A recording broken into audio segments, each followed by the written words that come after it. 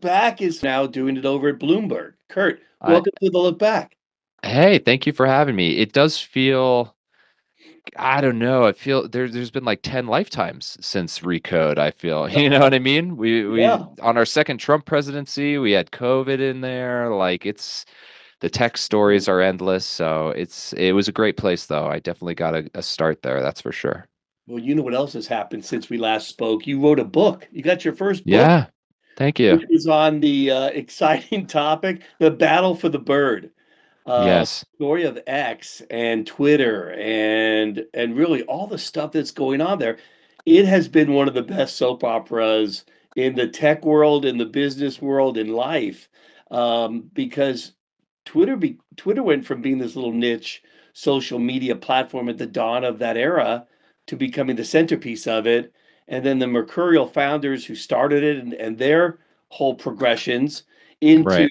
into it sort of disappearing, Elon jumping in and making a small $40 billion bet. Yeah, I mean, I think the thing, so a quick backstory, Yeah. if I can.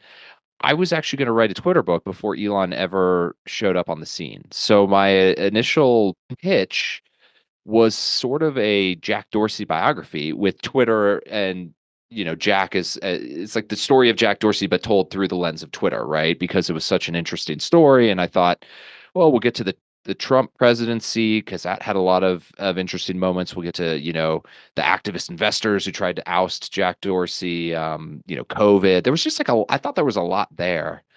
And I'm literally out pitching this Jack Dorsey Twitter book in early 2022 and Elon shows up as the largest shareholder while I am like waving my book proposal around at any publisher who will look at me, right? And so I remember in literally having conversations with one publisher who was like, "Well, where does Elon fit in?" And this was back when he was just going to join the board and I was like, "Well, I guess I'll throw him in the final chapter, as like a new board member or whatever." Yeah. Yeah. And it took me a couple months, honestly, to come to grips with the idea that my original idea had just been like totally lit on fire and that I needed to pivot to where the story was going, right? And it sounds so obvious now, but like in that moment in 2022, I was like, no, I have this great book. I have this great Twitter Jack Dorsey book, and Elon is Yeah. like messing it up and obviously had to go where the story went. So I think it worked out for the best.